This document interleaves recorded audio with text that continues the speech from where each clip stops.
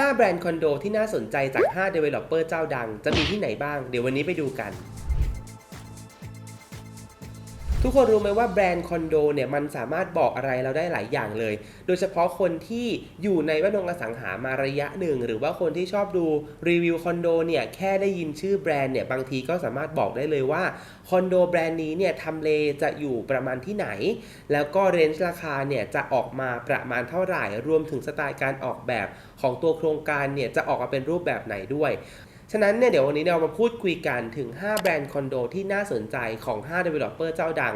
อย่าง Origin เสนาสุภาลัยแสนสิริและก็อนันดาเนี่ยว่า5แบรนด์ที่ว่าเนี่ยจะมีแบรนด์ไหนกันบ้างมาเริ่มกันที่ Origin Property ทุกคนเป็น Developer เจ้าแรกที่เราจะพูดคุยกันในวันนี้แบรนด์ที่เป็นมองว่าน่าสนใจเนี่ยก็คือแบรนด์ The Origin ซึ่งเขาเปิดตัวแบรนด์นี้มาเนี่ยในปี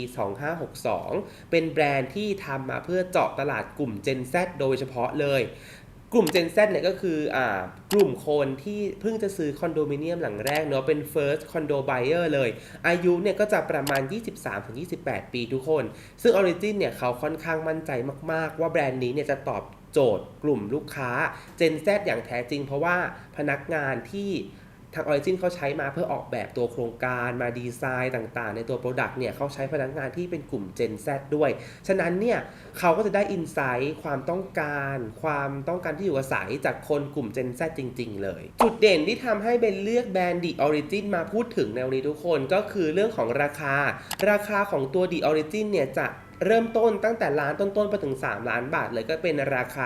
รนจ์ราคาที่Gen Z ในกลุ่ม First Jobber เนี่ยสามารถจับต้องได้นะทุกคนอย่างเช่นตัว The Origin E22 Station ที่เราเพิ่งไปรีวิวมาราคาก็อยู่ประมาณนี้เหมือนกันเนาะแล้วก็เป็นคอนโดที่อยู่ห่างจากรถไฟฟ้าแค่200 เมตรเท่านั้นเองด้วยแต่ตัวที่เปิดตัวมาแล้วฮือฮามากเลยทุกคนก็คือ The Origin อ่อนนุชอันนี้เนี่ยราคาเปิดตัวอยู่ที่ประมาณ 1.6 ล้านบาทและก็เป็นตัวที่เขาเปิดขายแบบออนไลน์ 100% ไม่มีเซลส์แกลเลอรี่ด้วยแต่ขนาดเปิดขายออนไลน์ก็ทำยอดขายไปได้อย่างค่อนข้างปังเลยฉะนั้นเนี่ย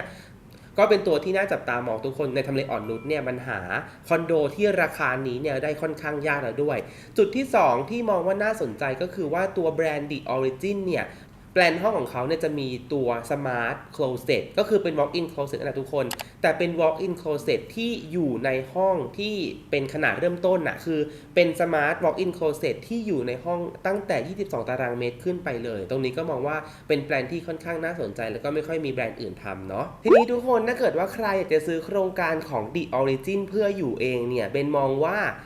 ตัวแปลนห้องตัวโครงการของเขาเนี่ยมันเหมาะกับคนที่อยู่คนเดียวแล้วก็ต้องการสเปซส่วนตัวค่อนข้างมากเนาะ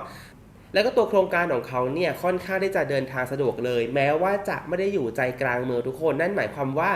ใครก็ตามที่ทำงานใจกลางเมืองเนี่ยแต่ว่าฐานเงินเดือน First Jobber มันไม่ได้สูงมากนักเนาะก็อาจจะซื้อคอนโดที่อยู่ในทำเลใจกลางเมืองเนี่ยไม่ค่อยได้ฉะนั้นเนี่ยเราก็ไปซื้อตัวโครงการของ The Origin ที่อาจจะอยู่ห่างออกไปหน่อยแต่ว่าสามารถเดินทางเข้าเมืองผ่านทางรถไฟฟ้าได้อย่างสะดวกเนี่ยก็ถือว่าค่อนข้างดี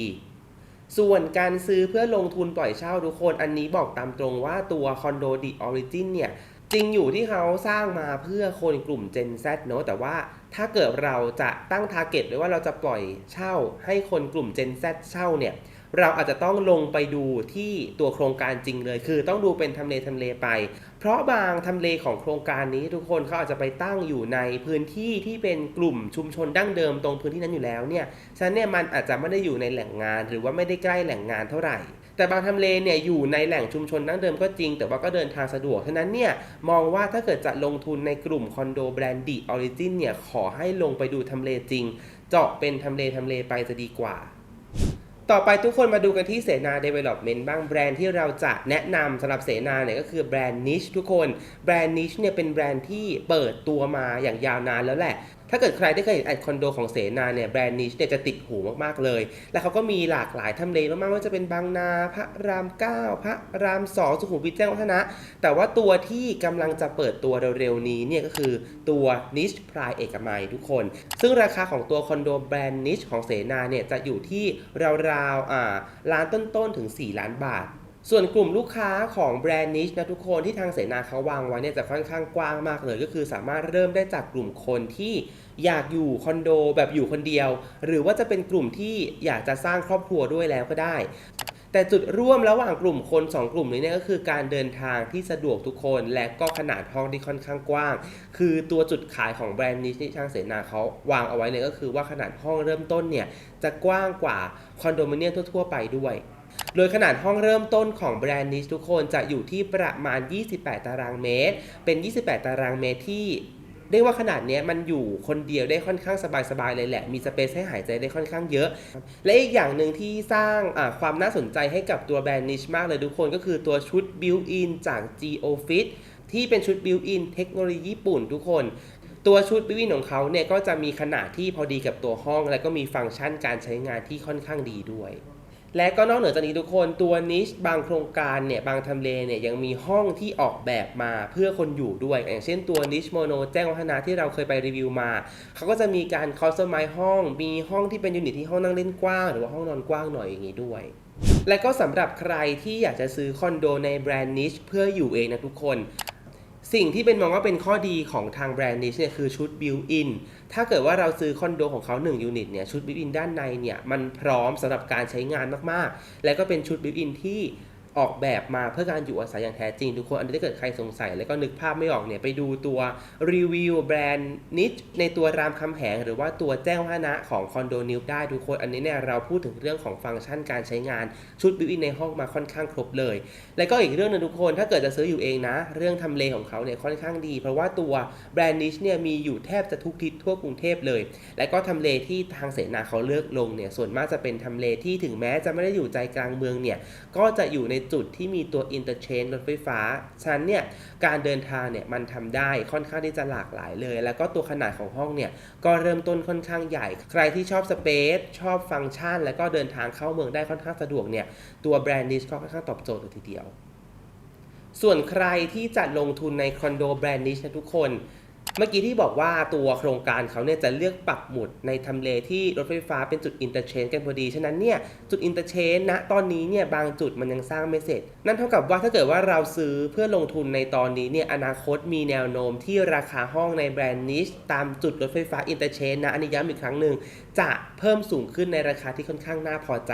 อันนี้ก็ลองไปหาดูตามทำเลที่เป็นจุดอินเตอร์เชนรถไฟฟ้าทุกคนหรือเป็นจุดรถไฟฟ้าสายใหม่ๆที่ดูแล้วเนี่ยทำเลตรงบริเวณนั้นเนี่ยน่าจะไม่มีคอนโดแบรนด์ใหม่ๆขึ้นแล้วซึ่งตัวจุดอินเตอร์เชนรถไฟฟ้าทุกคนมันจะทำให้คอนโดของเราเนี่ยอาจจะกลายเป็นคอนโดที่หาตัวจับได้ยากในอนาคตเป็นที่ต้องการของคนมากขึ้นในอนาคตเพราะว่าพื้นที่บริเวณรอบๆจุดอินเตอร์เชนรถไฟฟ้าเนี่ยมันไม่ได้มากนักเนอะฉะนั้นเนี่ยใครที่กำลังมองหาลงทุนคอนโดแบรนด์นิชเนี่ยไปมองตามจุดอินเตอร์เชนก่อนน่าจะมีแคปเกณฑ์ที่ค่อนข้างดีเลยมาต่อกันที่ Developer เจ้าที่3เป็นทุกคนก็คือสุภาลัยกับแบรนด์สุภาลัยลอฟนะอันนี้ราคาเริ่มต้นของเขาเนี่ยดีทุกทำเลเลยเริ่มต้นที่1ล้านแบบ 1.6 ล้านล้านปลายไปจนถึง3ล้านบาทเลยโดยตัวสุภาลัยลอฟเป็นทุกคนทางคอนโดนิวเนี่ยเคยไปรีวิวสุภาลัยลอฟสาทรราชพฤกษ์มาแล้วและคนพบว่าจุดเด่นของเขาเนี่ยนอกจากเรื่องของการทำราคาขายที่ค่อนข้างดีแล้วเนี่ยก็คือว่าเขาจะต้องอยู่ใกล้กับตัวรถไฟฟ้าในระยะไม่เกิน1กิโลเมตรแน่นอนซึ่งทาร์เก็ตของตัวโครงการนะทุกคนจะเป็นกลุ่มที่เป็น Real Demand ซะส่วนใหญ่เลยจุดเด่นอีกอย่างหนึ่งของตัวโครงการเนี่ยก็คือความที่ห้องเขาเป็นเพดานสูงตามชื่อสุภาลัยลอฟเนอะฉะนั้นเนี่ย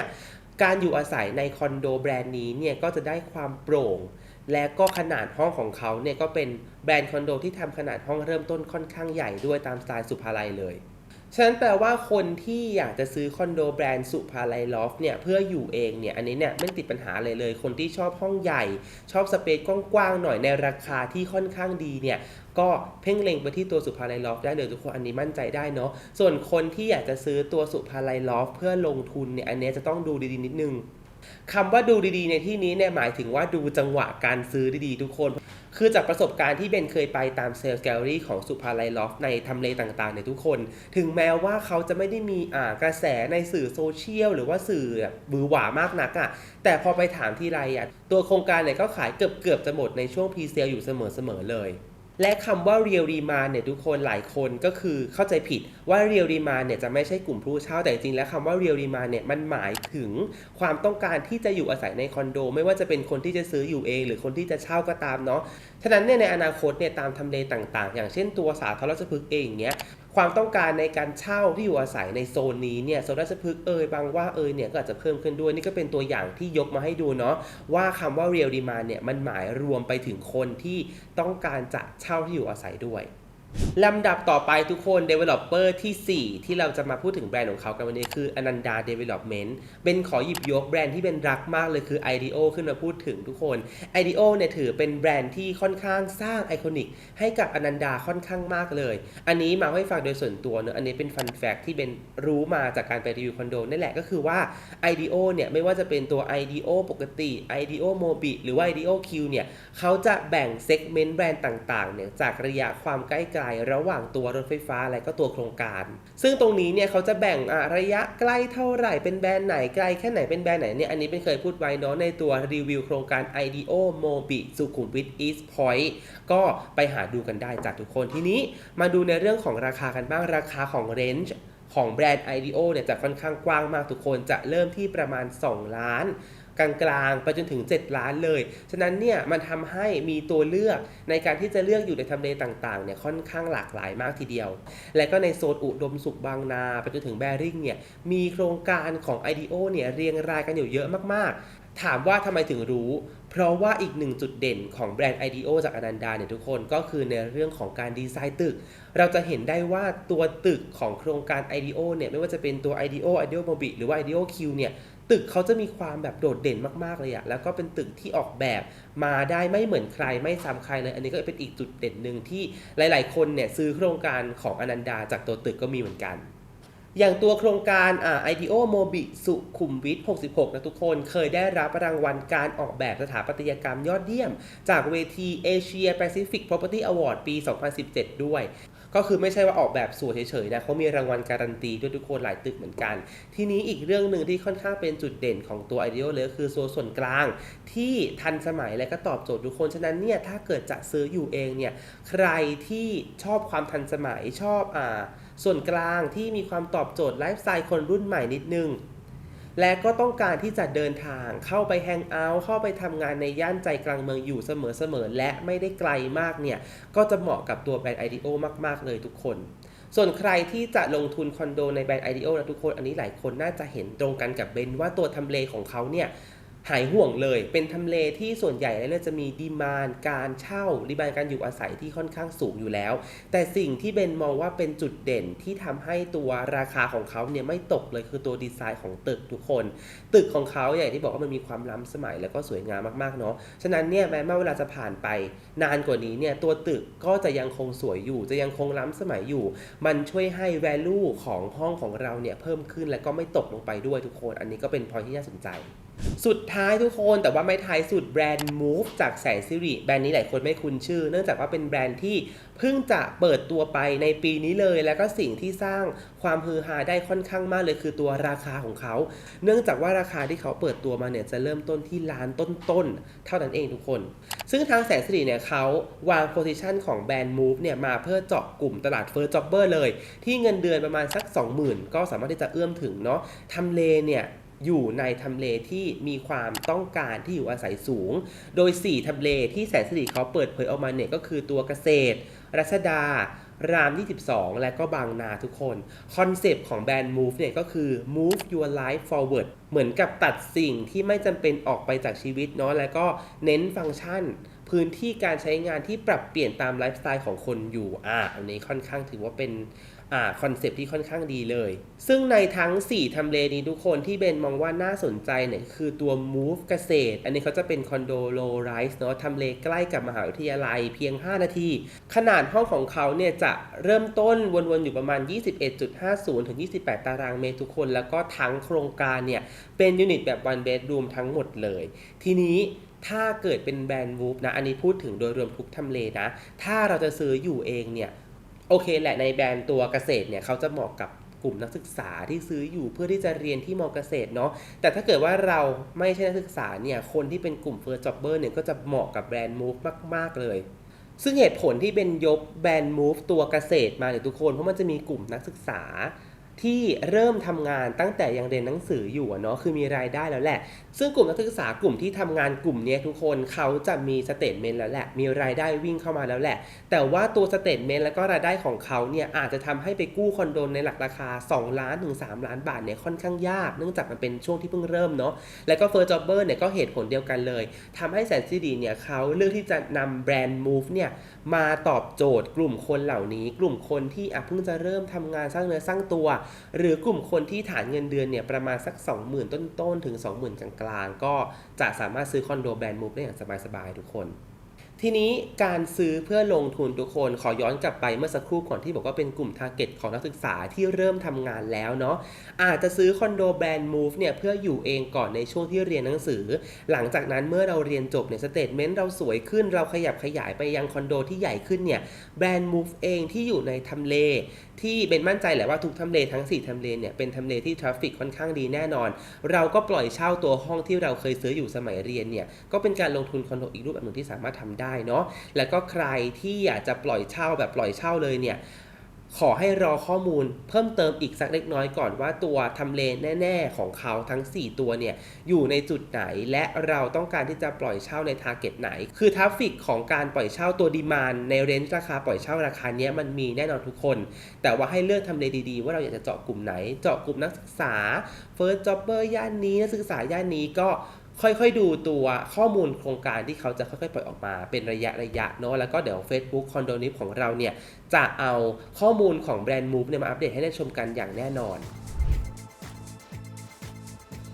และนี่นะครับทุกคนก็เป็นทั้งหมดของ5แบรนด์ที่น่าสนใจจาก5 Developer ที่เรานำมาฝากกันใครที่อยากจะทราบข้อมูลเพิ่มเติมของแบรนด์ไหนเนี่ยก็ลองคอมเมนต์มาพูดคุยกันได้นะครับอาจจะทำเป็นคลิปแยกเป็นแต่ละแบรนด์ออกไปหรือว่าอาจจะทำเป็นโพสต์ Facebook ใน Facebook ของ Condo New เนี่ยเพื่อบอกเล่าประวัติความเป็นมาราคาทำเลของแบรนด์ที่เห็นว่ามีคนสนใจเยอะเนี่ยก็เดี๋ยวจะทำมาให้อ่านกันแน่นอนและถ้าเกิดว่าใครชอบคลิปของเรานะครับก็รบกวนกดไลค์กดแชร์กด Subscribe และกดกระดิ่งให้กับ Condo News Channel ด้วยนะครับและพบกันใหม่ใน Talk EP หน้าครับวันนี้ไปก่อนครับบ๊ายบายครับ